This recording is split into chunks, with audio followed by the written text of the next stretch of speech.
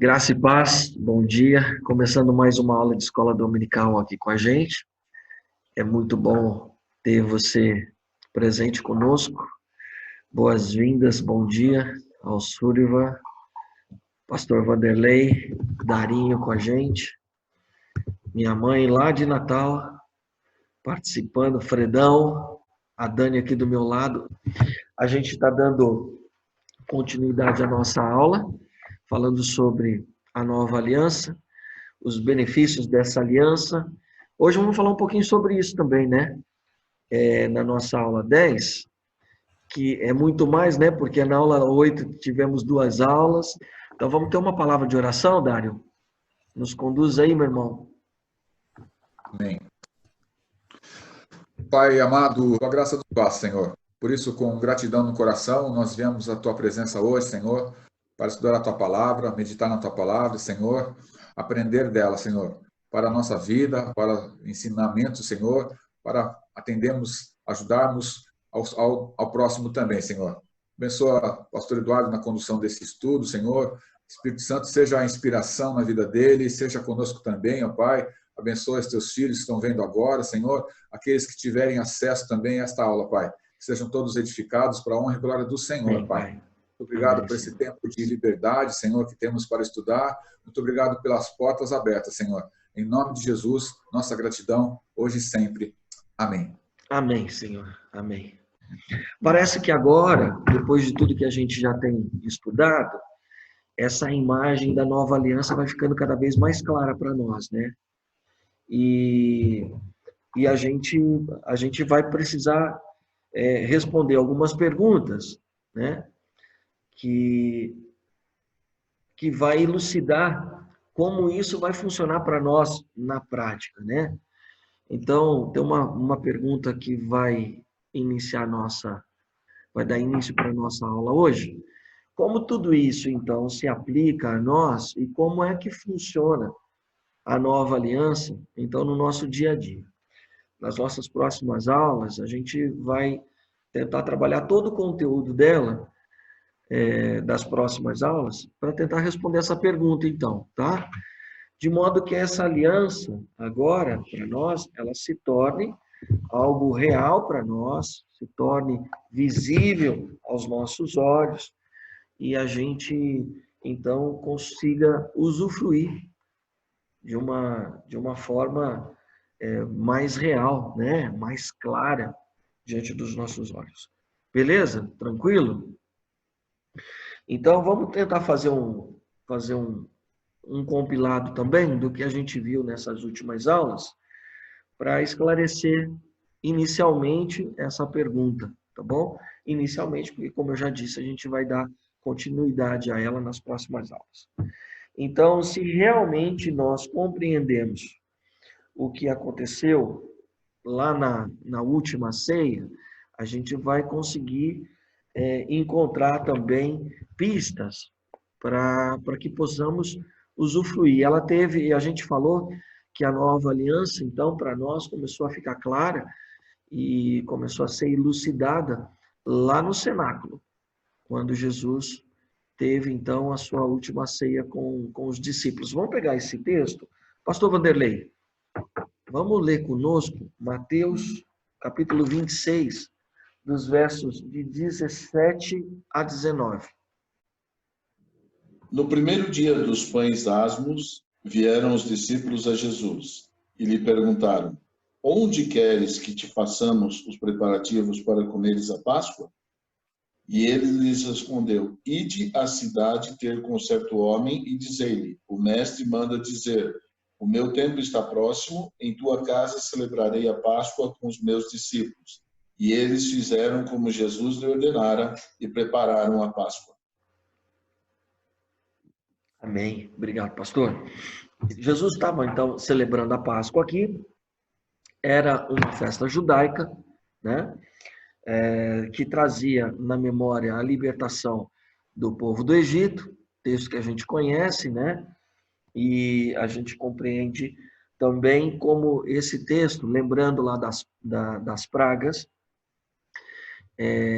ela está celebrando, né? A Páscoa ela está celebrando a saída do povo judeu da escravidão lá do Egito, né? Então, aqui nessa última praga, né, menção que nós temos de uma ceia que foi celebrada lá no Egito, na saída do povo, é uma sombra também aí do que viria na nova aliança, né? Isso é algo que a gente sempre foi ministrando na igreja, a gente foi tendo essa compreensão também do cordeiro que é morto, e lembrando que era partilhado isso com o vizinho que não tinha uma família grande, tinha que chamar uma outra pessoa para partilhar também da ceia junto com ele. A gente lembra que quando eles ungiram os umbrais das portas com o sangue desse cordeiro que foi sacrificado, que acabou morrendo, e morreu para trazer, sobretudo, alegria, provisão e também proteção para esse povo, né? Então, eles ungem os umbrais e o anjo da morte passa e os primogênitos dessas casas são então poupados, né? Então, os judeus, eles celebravam a Páscoa uma vez por ano para lembrar dessa noite de libertação. E era uma prática comum de Jesus e também Jesus tinha com seus discípulos, né? Quando a gente olha como prática, né, nós entendemos que os discípulos, quando eles perguntam para Jesus, onde desejas que preparemos a refeição da Páscoa? Então, dá uma impressão para nós no texto que essa é uma prática deles, né? E aí diz o texto que no meio dessa cerimônia, enquanto eles comiam, enquanto eles estavam fazendo essa celebração, Jesus, ele fez algo profético, né? Para que os discípulos, então, pudessem perceber algo diferente. E esse algo diferente, talvez não chamou a atenção deles num primeiro momento, porque é algo completamente novo, né? Vamos ler a continuação aí, pastor Vande? Os versos de número 26, 27 e 28. Enquanto comiam, tomou Jesus um pão e, abençoando, o partiu e o deu aos seus discípulos, dizendo: Tomai, comei, isto é o meu corpo. A seguir tomou um cálice e, tendo dado graças, o deu aos discípulos, dizendo: Bebei dele todos, porque isto é o meu sangue, o sangue da nova aliança, derramado em favor de muitos para a remissão de pecados. Muito interessante que eles não fazem nenhuma pergunta para tentar entender. A gente estava conversando semana passada, né, no final da nossa aula, e a gente estava falando por que que vocês não perguntam. E aí a Cátia compartilhou com a gente que às vezes o conteúdo é tão novo que a gente ainda está no processo de assimilação e a gente não consegue nem elaborar a pergunta, né?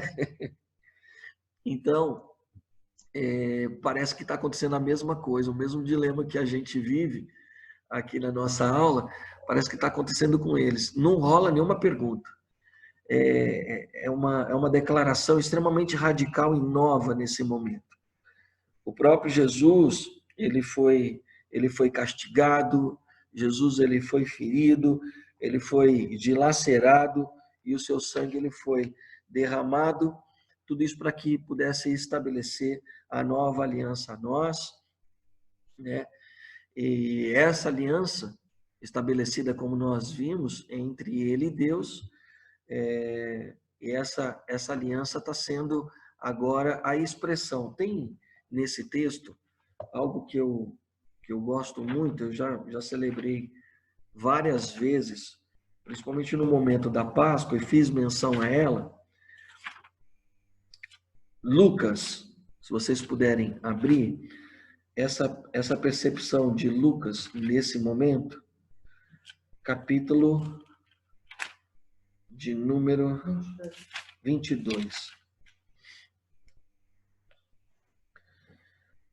Lá no verso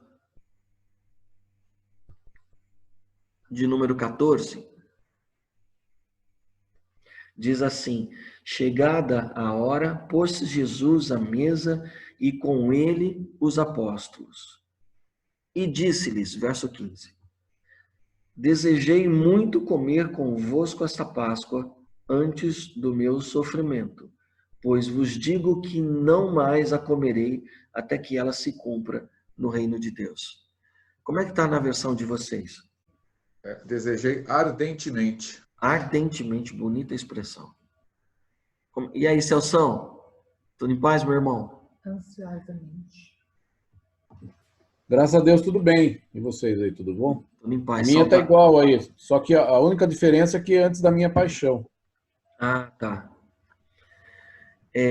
Quando a gente olha no grego, essa expressão tem algo que nós conhecemos e chamamos de paralelismo, porque é a mesma palavra, né? Ele diz, com desejos desejei. Desejo desejei. E essa expressão é como se fosse assim: eu sempre ansiei por isso, né? Esse é um momento que eu esperei. Então, se a gente entender que estamos falando de um Deus eterno, talvez a gente pudesse traduzir com desejos eternos. Ou seja, desde a eternidade eu esperei por esse momento. Esse momento é um momento crucial, né, da nova aliança. Então, é como se tudo que nos separasse agora está chegando no fim e o Senhor está estabelecendo um novo momento, uma nova história. Há um divisor de águas entre Deus e a humanidade, né? A partir da ceia de Jesus. E é muito interessante porque a gente, quando faz a ceia, John Wesley, até que ele tem a prática da ceia em toda celebração, né? Grande parte das celebrações, Wesley, ele celebrava a ceia. A ceia é algo que Jesus, sempre quando ele faz, ele termina o que nós conhecemos hoje como o ritual da ceia, ele fala, fazei em memória de mim. Pão a gente come todo dia. Naquele período, o vinho também se bebia todo dia. E por isso que eu penso, porque agora o comer o pão, ele ganha um significado. O significado de quando nós temos o pão, nós nos lembramos do que Cristo conquistou por nós. Então, é algo que nós precisamos lembrar diariamente. Nós precisamos recordar no café da manhã, se você come pão no almoço, é no almoço. Se você faz o seu lanchinho da tarde com pão, então é ali que você tem que lembrar do que Cristo fez por você. Se à noite, então você tem que lembrar também do que Cristo fez. Algumas pessoas têm prática de celebrar a ceia em casa mesmo, com a família, né? Ah, mas esse é um sacramento que só na igreja se faz. Sim, quando nós estamos falando de um sacramento que nós fazemos na igreja, existe um ritual institucional que se estabeleceu, mas a ordenança de Jesus é que a prática fosse algo diário, né? Então, a partir do momento agora também que o judeu toma, então, o vinho, lá naquela época, os discípulos tomassem o vinho diário, eles iam se lembrar da aliança de Jesus. Então, não é algo que se toma para desperdiçar. Logo, então, o problema da embriaguez, ele deixa de existir também. Porque agora você começa a tomar com discernimento, né? Você não toma para embriagar-se. Então, há uma ressignificação de toda essa prática, né?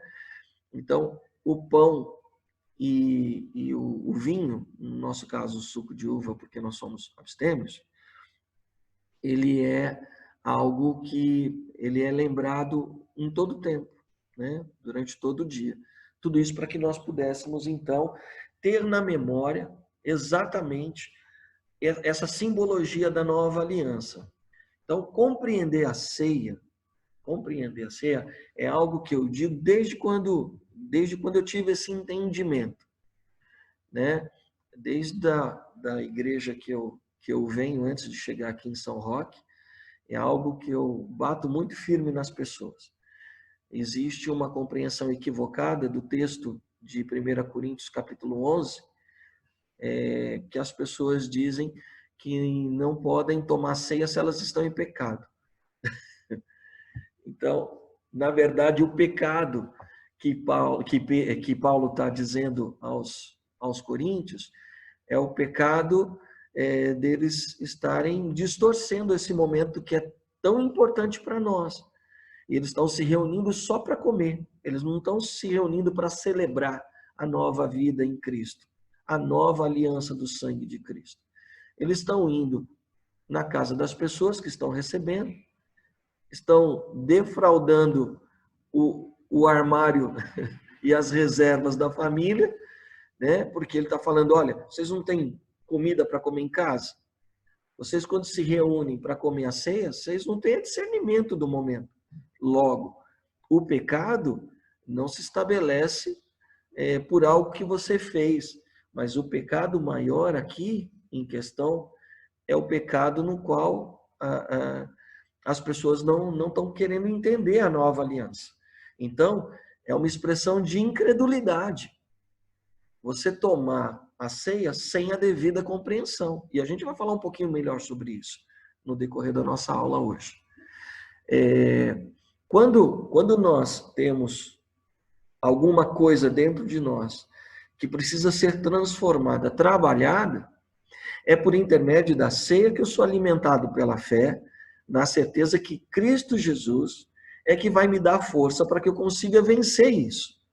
Então, logo que você tem a consciência de um pecado seu, é nesse momento que você tem que tomar a ceia mesmo. É nesse momento que você precisa recorrer à cruz. Porque se você precisa vencer um pecado por sua força, então você não precisa do sacrifício de Jesus. Se você pode vencer um pecado, logo Jesus morreu em vão por você. E é essa autossuficiência que talvez seja o maior pecado. Né? Então, nós precisamos ter uma consciência renovada. Se o pecado me impede de tomar ceia, então nenhum ministro do evangelho, seja ele pastor, padre, seja presbítero, o que for, tem o direito de celebrar a ceia lá na frente. Né? Jesus nos dignifica nesse momento. É Jesus que nos dá essa liberdade de nos achegarmos a Ele. Porque nós somos falhos. Falhamos todo dia. Então, a ceia nos remete à graça do Senhor que é sobre nós. Então, para que a gente possa compreender os benefícios, a ceia do Senhor é um primeiro sinal de misericórdia de Deus derramado sobre nós, pelo sacrifício de Jesus e até mesmo pelo ato de nos achegarmos à mesa do Senhor. Não somos dignos, mas em Cristo Jesus Ele nos dignifica. Então, a partir de agora, nós vamos, então, entender como entrar nessa nova aliança, né? Então, eu faço uma pergunta para vocês. Como é que a gente entra na nova aliança? A gente já trabalhou nessas últimas 2 aulas. Quem me responde essa pergunta? Essa pergunta tem resposta certa, tá bom? O Breno já desligou o microfone. Vai lá, Dário. O Dário é o cara de pau da turma, não tá nem aí. Né? Vamos lá, Dário. Depois a gente vai no gabinete consertar. É isso aí. Ou senão a gente edita, fica tranquilo. É pela fé. É isso aí, malandro. É a única forma que nós temos de entrar na nova aliança. A gente tem estudado isso nas últimas aulas, é por intermédio da fé. Não é por esforço, não é nada pelo que a gente tenha que fazer. Nós aprendemos isso, falamos principalmente nessas últimas 2 aulas, incessantemente a esse respeito. E isso precisa estar muito claro no nosso entendimento, tá bom? Então, só podemos entrar na nova aliança por intermédio da fé. Mas como fazer isso, então, na prática? Né? Uma pergunta que a gente precisa esclarecer. A fé, ela pode ser algo tão abstrato que muitos cristãos têm dificuldade de viver por ela. O mundo cristão, na verdade, precisa compreender que a fé, ela é a única moeda de troca que precisa existir nessa relação. Não tem absolutamente nada que a gente possa fazer para entrar na aliança, senão por intermédio da fé. E a fé é complicado para nós porque é algo que não depende da gente, né? A gente está condicionado a ter que fazer alguma coisa para merecer. Né? Esses dias aí, tempos de polarização política, eu estava ouvindo um debate, né? Porque, não, é uma questão de mérito, a meritocracia, né? Então, se a gente entender essas questões, elas estão muito encruadas na nossa cultura, né? Está muito presente na nossa mente. E quando a gente começa a entender que questões de mérito é uma questão que muitas vezes pode ser injusta, porque as pessoas que podem conquistar, talvez seja porque elas tiveram condição de um desenvolvimento melhor do que outras. Logo, se elas têm mérito, é porque elas têm mais capacidade. Se têm mais capacidade, é porque puderam se capacitar para isso. Enquanto os outros que não tiveram a mesma condição, então não tem mérito. Então, a meritocracia, na grande maioria das vezes, pode ser uma grande injustiça. E a fé não é uma questão de mérito. A fé você define. Você que decide naquilo que você quer crer. Tá? Então, é somente pela fé que nós podemos experimentar tudo pelo que Cristo passou na cruz. E já que temos um pai da fé, então quem é o nosso pai da fé? Tomé. Quem é Alfredão? Abraão, exatamente. O pai da fé, Abraão, como nós... E às vezes passa muito batido isso, né? A gente pôde compartilhar nessas últimas aulas. O Novo Testamento faz referência, Jesus faz referência a Abraão, Paulo faz referência a Abraão, o próprio escritor aos Hebreus faz referência a Abraão, justamente para que possamos, através da atitude de Abraão, crer que também precisamos entrar na nova aliança por intermédio da fé. Por isso ele é o pai da fé. Foi o primeiro a ser evangelizado, como nós já vimos, né? Então, precisamos olhar a partir das lições que Abraão nos deixou. Então, permita-se ser ministrado por Abraão, permita-se aprender com Abraão. É possível herdar as bênçãos de Abraão por intermédio de Abraão, não por intermédio de Tomé. Estou brincando aqui, mas é a verdade, né? Porque se nós olharmos para Abraão, ele estava disposto a crer, sem precisar ver. Enquanto que Tomé, se a gente olhar lá no texto de João 20, 24 e 25, Tomé tomou a posição de crer somente se visse. Então, aqui um paralelo, né, que a gente precisa olhar e perceber onde é que nós estamos, né? Será que nós estamos buscando fazer prova para ter que crer? Né? Será que o que nós estamos nessa relação com Deus, querendo estabelecer condições para a gente precisar crer? né? E talvez aqui seja uma referência que nós precisamos entender, que está descrita lá em Hebreus. O Darinho, abre para a gente Hebreus capítulo 3, verso 12, se não me engano. Vede, irmãos, que não haja entre vós quem tenha coração mau e infiel que se afaste do Deus vivo. Não, né? Tem alguma outra versão aí? Um pouco diferente, sim. Então, lê a tua... Tende cuidado, irmãos, jamais aconteça haver em qualquer de vós perverso coração de incredulidade que vos afaste do Deus vivo. Então, perverso coração de incredulidade. E um coração incrédulo, ele resulta em quê, Alfredo? Afastar-se de Deus. Afastar-se de Deus, né? O coração incrédulo nos afasta de Deus. Então, uma coisa que nós precisamos combater é isso.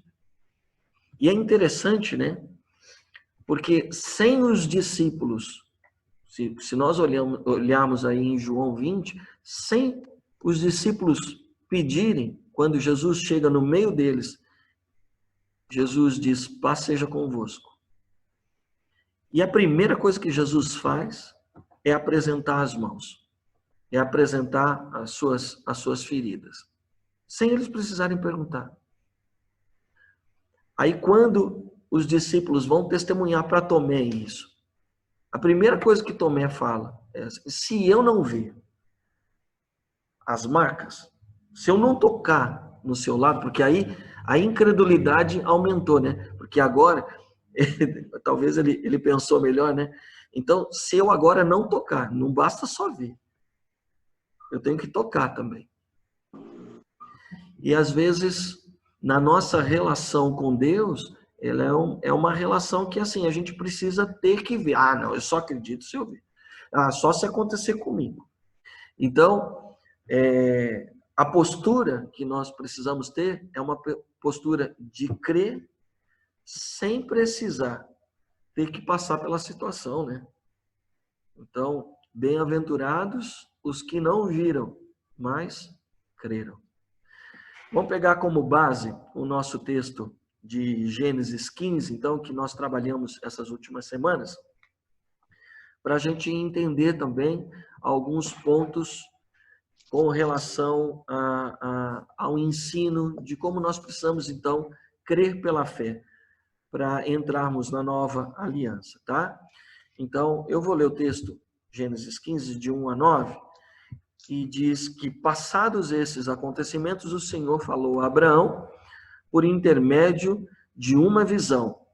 Não temas, Abraão, eu sou o teu escudo e grande será a tua recompensa. Contudo, Abraão declarou, ó Todo-Poderoso, Senhor, meu Deus, de que valerá uma grande recompensa se continuo sem filhos? Eliezer de Damasco é quem vai herdar tudo que tem. Tu não me concedeste descendência, e por esse motivo, um dos meus servos nascidos na minha casa será o meu herdeiro. Então, imediatamente, lhe assegurou o Senhor, não será Eliezer o teu herdeiro, mas sim o filho gerado de ti mesmo será o teu legítimo herdeiro. Então, o Senhor conduziu Abrão para fora da tenda e o orientou. Olha para o céu e conta as estrelas, se é que podes. E prometeu, será assim a tua descendência. Abraão creu no Senhor e isso lhe foi creditado como justiça.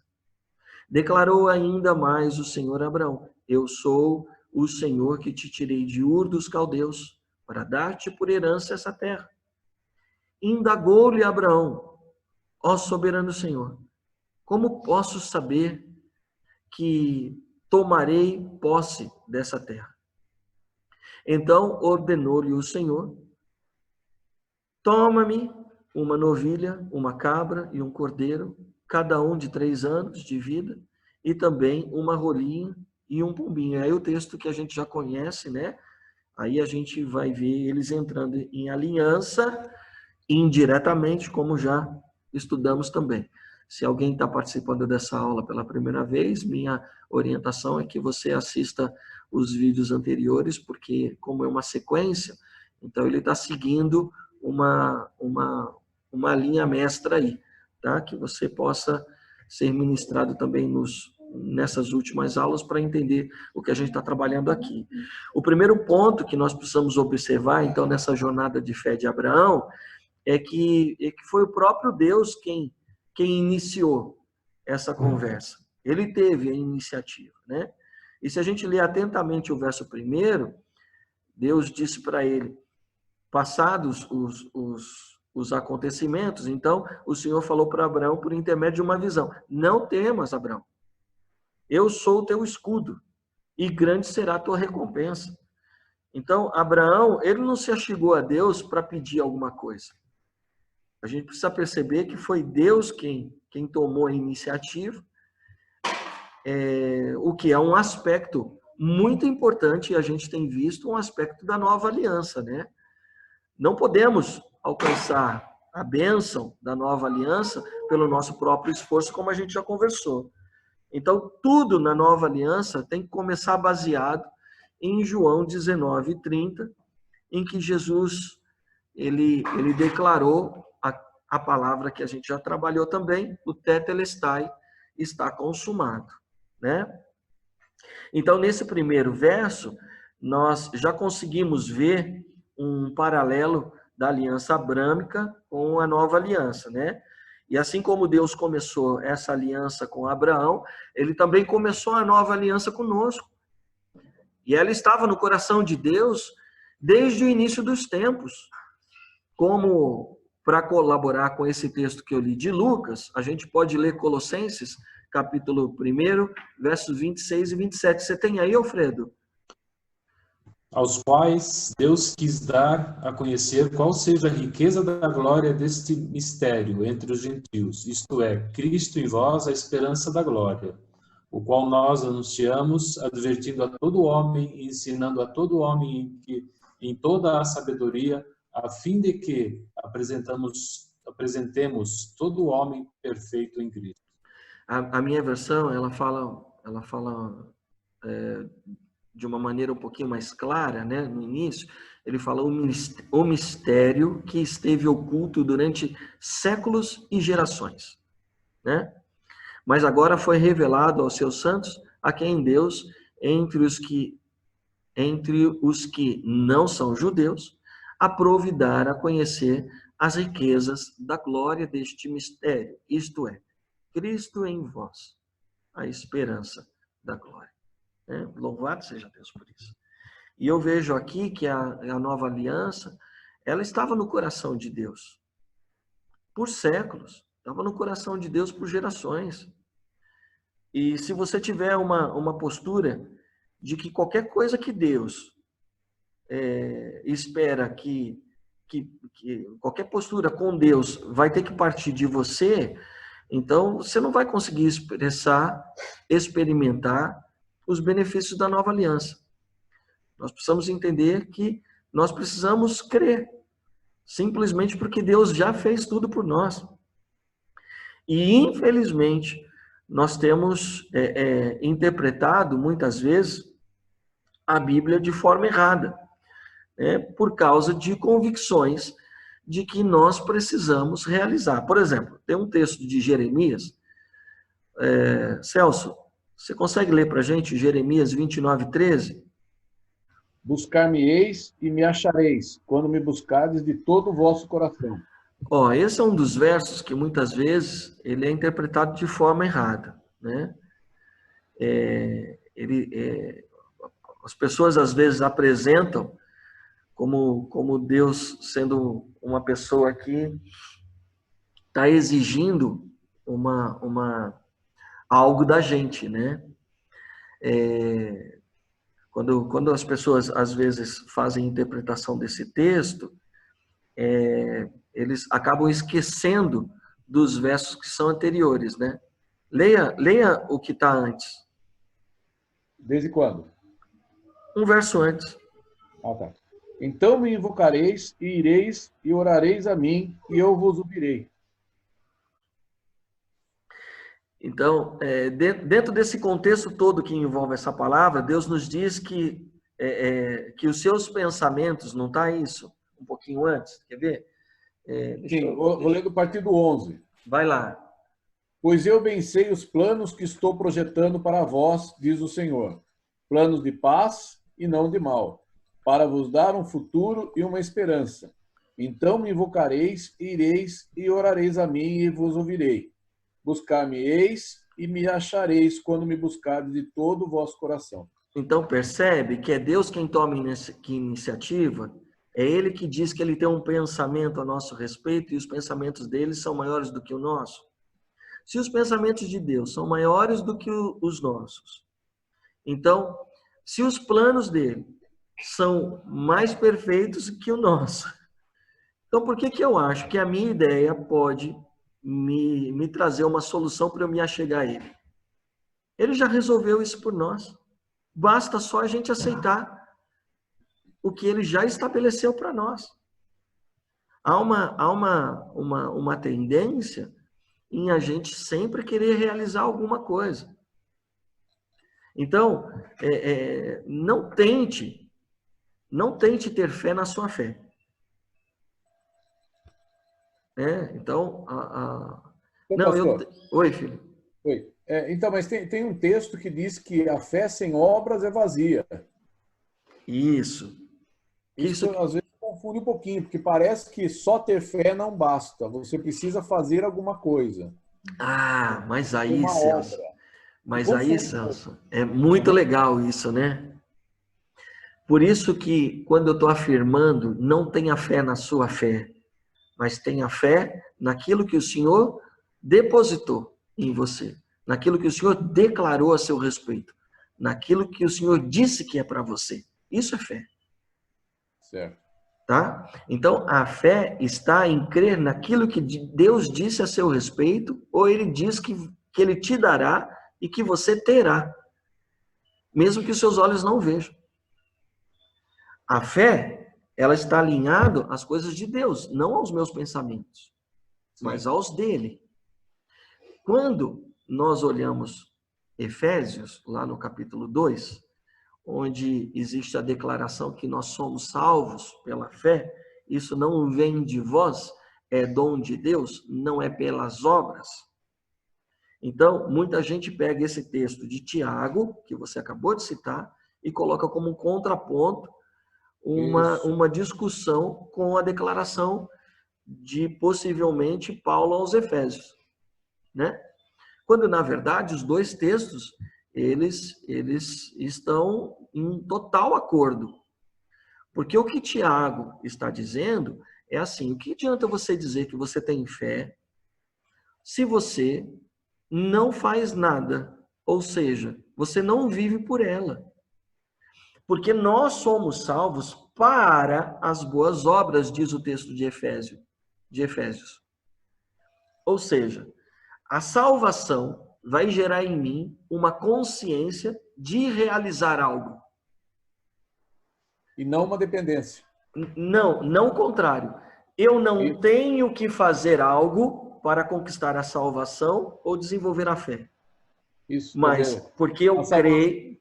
Oi, Celso. A salvação gera a vontade de fazer alguma coisa e não a necessidade ou a condição de fazer alguma coisa. Exatamente. Para que tenha a salvação. Exatamente. É exatamente isso.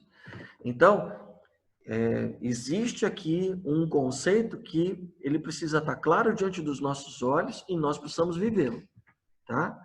Então, a minha fé, ela vai ter que gerar alguma mudança, né? A fé que eu tenho em Cristo Jesus vai me permitir ouvir Deus, né? Então, a gente está falando de alinhamento de propósito aqui, tá bom? Agora, não é por conta também do que eu faço que vai, então, aqui garantir o céu para mim. Entenda que o céu já está garantido, independente do que eu venha fazer. né? Isso é algo que Cristo já conquistou na cruz por nós. E aí, não sei se o Nerson entrou aqui agora, né, que eu vi a Alice entrando aqui, né? Olha lá, a Alice já está lá, né? É a história que o Nelson sempre fala para a gente, dos dispenseiros da graça, né? Amém! É isso aí, Celso. Né? Então, eu recebi a graça e agora essa obra que Tiago está falando e que Paulo também está dizendo é algo que eu preciso partilhar. Tanto é que Tiago diz, me mostra as suas obras aí, que eu te mostro as minhas. Né? Então, vamos entender que fé é essa que a gente diz que a gente tem. Talvez depois, quando a gente terminar esses estudos sobre nova aliança, a gente possa entrar numa série de estudos a respeito de fé, para a gente poder compreender que nós falamos de fé, muitas vezes, naquilo que a gente crê. Então, por exemplo, tem gente que fala que ele tem... Não, eu tenho fé de que eu vou conseguir uma esposa loira, de olho azul, de 1,70 m, pernas torneadas, uma cintura de violão. Rapaz, isso não é fé, rapaz. Sai daqui. Eu quero uma dessa, Júnior. Você quer uma dessa, né? Sem vergonha. Eu quero uma dessa. Fica na sua aí. Então, isso não é fé. Isso é um desejo que você tem. Então, por isso que os pensamentos de Deus são melhores do que os nossos, né? Que adianta ter uma pessoa dessa e de repente essa pessoa não me amar, está comigo por interesse. Pode ser linda, maravilhosa. Então isso não é fé, gente. Fé, de repente, é Deus dizer assim, eu te darei uma pessoa que vai passar o resto dos seus dias contigo. Eu vou te dar uma família próspera, bem-sucedida em tudo que fizer. Mas Deus falou, eu vou descansar. Vai aparecer, vai vir. Isso é fé. Eu estou debaixo de uma palavra de Deus. Então, eu não estou falando de profetada, não. Tá bom? É interessante vocês perceberem que essa relação é muito pessoal entre Deus e você. Tá? É algo sempre, e isso aconteceu entre Deus e Abraão. Não é uma conversa que, assim diz o Senhor, sem base, sem referência. Não estou dizendo que isso também não existe, tá? Mas eu conheço muita gente que está parada na vida por conta de algo que ouviu e aí tomou para si, por quê? Porque isso veio de acordo com o seu desejo e não necessariamente foi uma palavra de Deus. Conheço muita gente e quando eu olho o histórico todo, eu falo, cara, Deus não está nessa parada. Né? Não gera vida, não está de acordo com as escrituras, sabe? Então, esse é por isso que eu acho que um tema de fé é um tema bacana para a gente trabalhar, talvez, mais para frente, quando a gente esgotar essa nova aliança, tá bom? Então, um ponto que a gente precisa entender é que Abraão creu naquilo que Deus falou a seu respeito, tá? Então, nós precisamos, de fato, buscar o que o coração de Deus tem para nós. O que a vontade de Deus está reservando para nós. Né? E esse desejo de Deus é um desejo de um coração amoroso. É um coração que quer dar, quer se revelar, quer se entregar para nós. E nós precisamos nos entregar a isso. A esse Deus amoroso, tá? Um outro aspecto que eu acho que é importante a gente perceber dessa vida de fé de Abraão é que depois de Deus ter iniciado essa maravilhosa jornada aí com ele, então Abraão expressou o seu sentimento de forma honesta. Até mesmo o questionamento que a gente vê no texto, né? Ele foi um questionamento de não duvidar, mas de querer entender. Algumas pessoas, eu já ouvi algumas pregações de pessoas que falam que foi uma incredulidade por parte de Abraão, quando na verdade não foi incredulidade. Abraão ele está tentando entender algo que está além da sua compreensão. Então, depois de Deus ter dito para ele que seria o seu escudo, seria ele teria uma grande recompensa, Abraão questionou, né? De que valerá uma grande recompensa se eu continuo sem filhos? Fala, Dário. A Bíblia de Jerusalém, quando fala da fé de Abraão, fala que mesmo uma promessa humanamente realizável, ele creu sem hesitar. Ou seja, a questão dele era humana, como nós temos aí em várias vezes diante do Senhor. Então, um questionamento, no sentido de querer entender, é completamente diferente de um coração perverso de incredulidade, como diz o texto de Hebreus aí que o Dário leu para nós, né? Então, um coração de perversa incredulidade também, algumas versões dizem, né? Ele simplesmente não entendeu o que Deus estava fazendo na sua vida, ou pretendia fazer da sua vida. Deus é um Deus de amor, é um Deus que se relaciona conosco de coração para coração. E na história que nós vamos ver aqui, nós vamos entender um pouquinho melhor que Deus não fica bravo, né? Deus não fica chateado com Abraão quando ele questionou, né? Então, na sequência, a gente vai ver Deus respondendo para ele de forma carinhosa, de forma orientadora.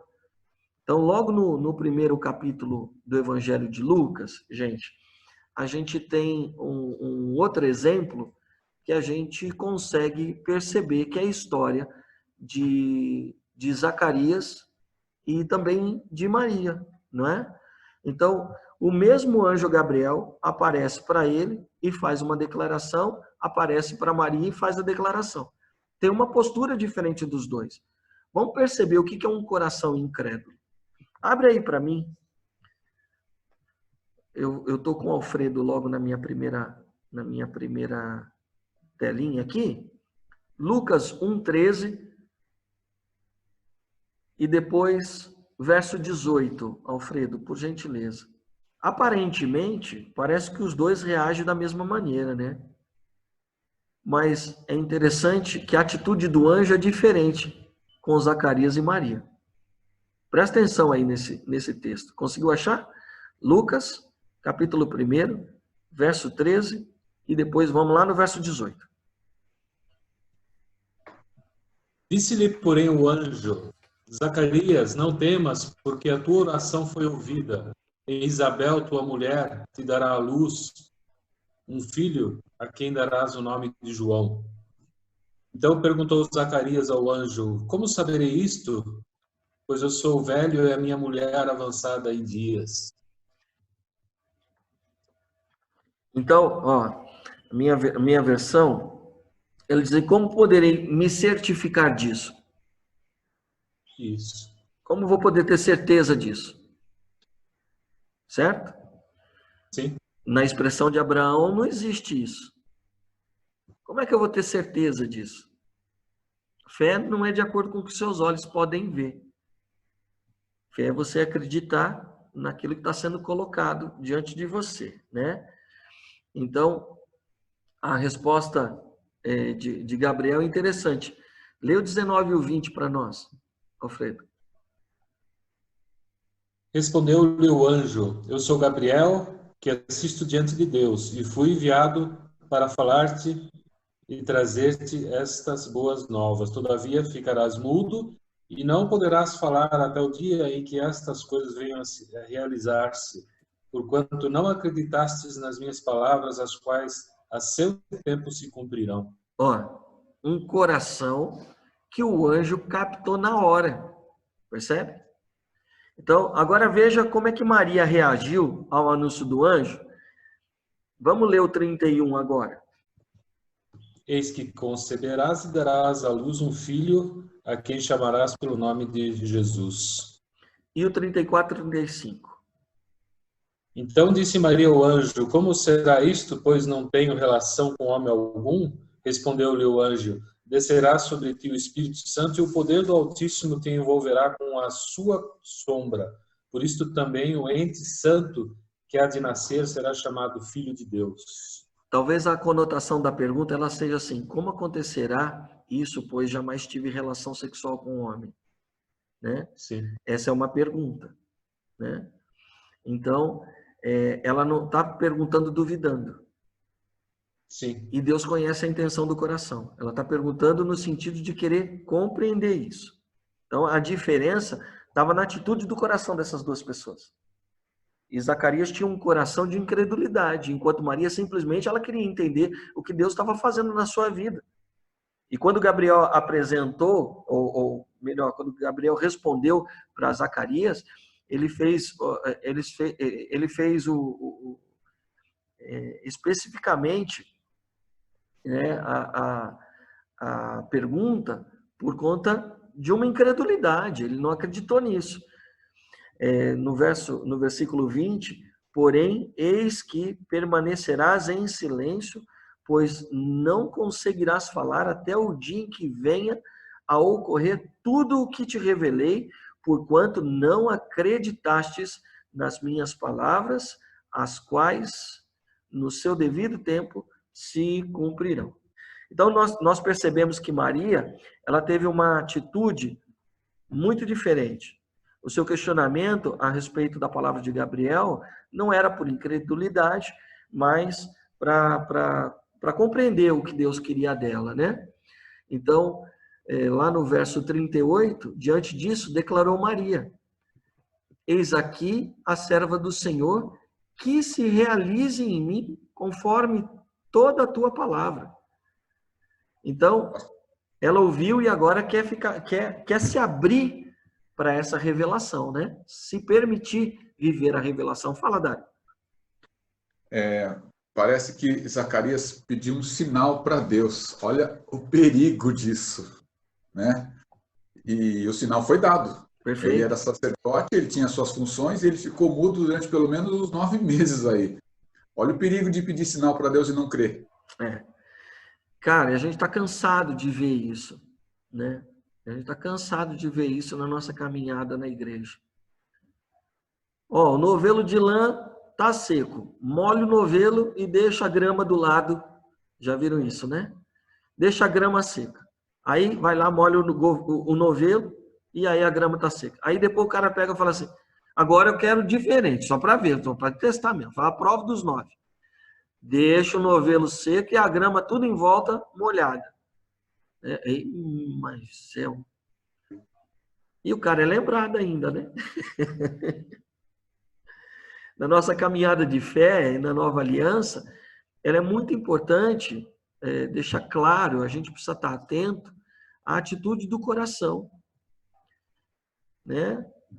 Do coração, do nosso coração, né? Deus, ele não vê problema algum em você questioná-lo. Deus, ele quer te esclarecer na caminhada aquilo que você tem dúvida. Mas a incredulidade vai roubar as bênçãos. Vai roubar, eu estou falando bênção, deixa eu explicar isso melhor. Vai roubar a possibilidade de você tomar posse de tudo aquilo que Deus tem para você. Porque a incredulidade nos afasta de Deus. Tá? E aí, vamos voltar para a jornada de fé aí de Abraão. E depois de Deus ter iniciado essa jornada a Abraão, e Abraão o questionou, Deus então o levou para fora. Falou: então agora eu vou mostrar para você. Então seus olhos vão ver, mais ou menos, sombra, tá? Percebe que ele não deu a visão de tudo que iria acontecer. Ele precisou crer através de uma metáfora que Deus deu, vamos dizer assim, tá bom? Leva ele para fora, verso 5 e 6 do capítulo 15 de Gênesis, diz que então o Senhor conduziu Abraão para fora da tenda e o orientou. Não sei como é que está na expressão de vocês aí na tradução. Alguns devem estar assim. E lhe disse, né? olha para os céus e conta as estrelas, se é que podes contar. E prometeu, será assim a tua posteridade. Abraão creu no Senhor e isso lhe foi creditado como justiça. Então, aqui a Bíblia, a primeira menção da palavra crer, em toda a Bíblia, está aqui. A gente não tem essa expressão fé no Antigo Testamento, mas a gente tem o crer, tá? Então, a primeira expressão está descrito aqui, nesse texto, tá? Então, é nessa passagem que a gente vai aprender as nossas lições para uma vida de fé. Que nós precisamos aprender a usufruir e a colocar em prática, ao mesmo tempo, na nova aliança. Então, permita-se viver com fé na nova aliança. É por intermédio da fé que nós a abraçamos e é por intermédio da fé que nós vivenciamos no nosso dia a dia. Então, tem algumas lições, 5 lições que a gente pega aí desse texto, tá? Para a gente poder terminar aqui, tá? Então, Deus tomou a iniciativa de tudo. Primeiro aspecto que a gente já viu. Segundo, Abraão, ele questionou a Deus, não por ter um coração de incredulidade, mas simplesmente porque ele queria entender os caminhos de Deus. Terceiro, Deus lhe deu uma promessa clara. Quarto, Abraão escolheu crer em Deus contra todas as circunstâncias naturais. 5, Deus fez uma aliança com ele, indiretamente, que é exatamente o que nós já vimos nas outras aulas. Então, como é que a gente vai aplicar isso, essas 5 lições, na nossa vida, então? Então, primeiro, você precisa entender que Deus já tomou a iniciativa de tudo. Ele já realizou todas as coisas. Deus tem promessas para você. Você precisa tomar posse de tudo que Deus já fez por você. Se Deus tem alguma expectativa a seu respeito, você precisa procurar entender. Então, nós precisamos nos certificar de que o desejo que temos no nosso coração é de compreender o coração de Deus, compreender a vontade de Deus. Então, para isso, pergunte. Entre no teu secreto, rasga o teu coração diante de Deus e comece a perguntar para Deus. Perguntar para tentar entender. Não questionar Deus, colocando em xeque o poder de Deus. É uma coisa completamente diferente.